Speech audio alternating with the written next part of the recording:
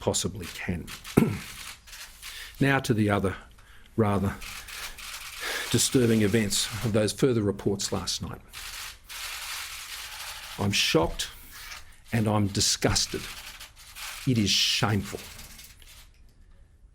It is just absolutely shameful. I was completely stunned, as I have been on more than one occasion over the course of this last month. All of this has been shocking. It has been disgraceful.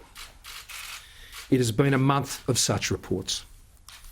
Indeed, reports involving the conduct of staff and of coalition government members and ministers. But as you know, reports of equally disgraceful and despicable activity, anonymised, of those working in other parties. We must get this House in order. We must put the politics aside on these things, and we must recognise this problem, acknowledge it, and we must fix it. This has been a very traumatic month. It began with Brittany Higgins and her revelations of what took place in this very building. I remember that day very well. I was equally shocked and stunned at receiving that news also. These events have triggered right across this building and indeed right across the country. Women who have put up with this rubbish and this crap for their entire lives, as their mothers did, as their grandmothers did. And it's been going on.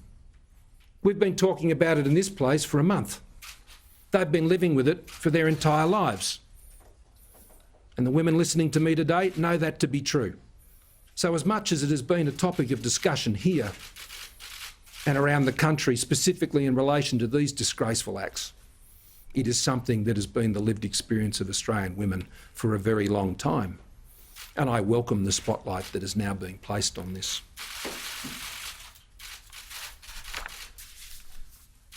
I acknowledge that many have not liked or appreciated some of my own personal responses to this over the course of the last month, and I accept that. Whether that was seeking to openly share how I try and deal with such traumatic events. People might like the fact that I discuss these with my family. They're the closest people in my world to me. That's how I deal with things. I always have. I've grown up in a loving, supportive family, and I discuss these things with my family and those who are closest to me.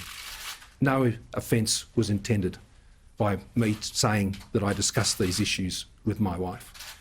And equally, that is in no way any indication that these events had not already traumatically affected me already at that point. Equally, I accept that many were unhappy with the language that I used on the day of the protests. No offence was intended by that either. I could have chosen different words. I've already explained those matters in the House. But what I'm even more concerned about, even more importantly, I acknowledge that many Australians, especially women, believe that I haven't heard them, and that greatly distresses me. I've been doing a lot of listening over this past month, but not for the first time. Now's not the time for me to run over, whether as a Minister for Immigration or a Treasurer or a Minister for Social Services, the keen interest I've shown in these issues. I'm not going to do that today, but particularly on these issues over the course of the last month, I have been listening carefully. I've had many colleagues, I've had many friends and others that I have regular contact with talk to me openly about the issues and the traumatic things that they've had to deal with over their lifetimes and members of their family. Let me tell you what I've heard. Women are too afraid to call out bad behaviour for fear of losing a job or being intimidated in their workplace. That's not okay, and it's not their fault. It's the environment we've allowed to be created. Women are afraid to walk to their car from the train, and they carry their keys in their hand like a knife for fear of being attacked. That's not okay. That's not acceptable. That in this country, a country as great as Australia, women walk daily in that fear. I've heard that women are overlooked, talked over by men, whether it's in boardrooms, in meeting rooms, in staff rooms, in media conferences, in cabinets, or anywhere else. Overlooked and treated like they have nothing valuable to contribute.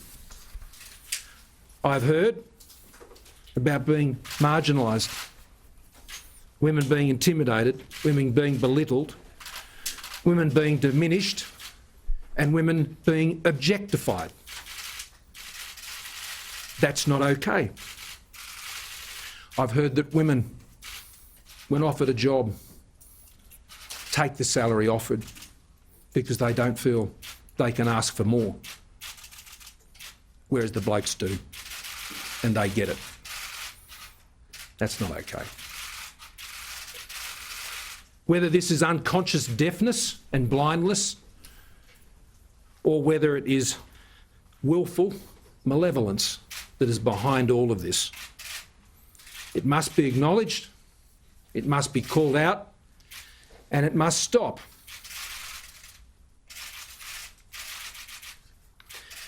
That's all our job. It's my job, it's my ministers' jobs, it's my members' and senators' jobs, it's your job. This is not something that is of a scale that any government can simply change. It is something we must change as a society because we know it happens all over this country. But for me and my house, the house I work in here, then we must take responsibility. It's our problem here. It's our responsibility here. And I am committed to dealing with that. We must do better in this place, all of us. And in our country, we must do better.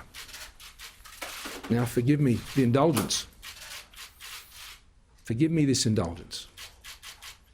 I want women to have at least the same opportunities and the same voice and the same safety as men in this country. I have the deepest of vested interests.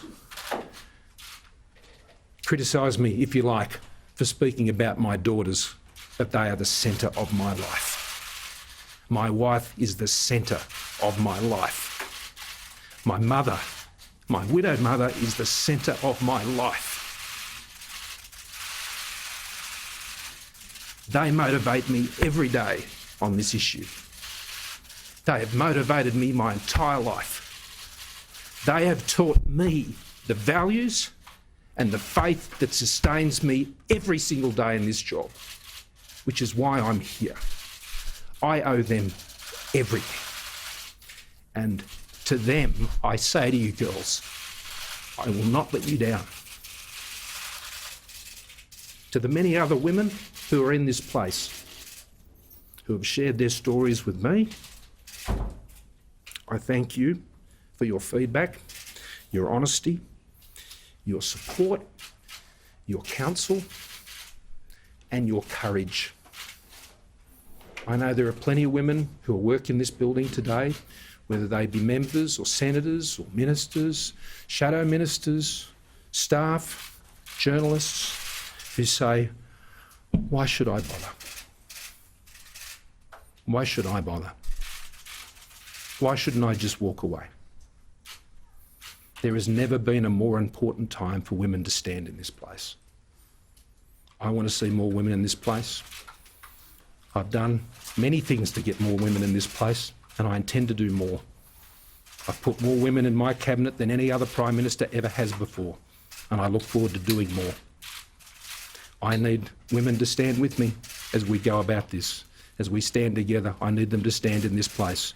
I need them to stand right where they are. I need them to continue to blaze that trail right here in this place.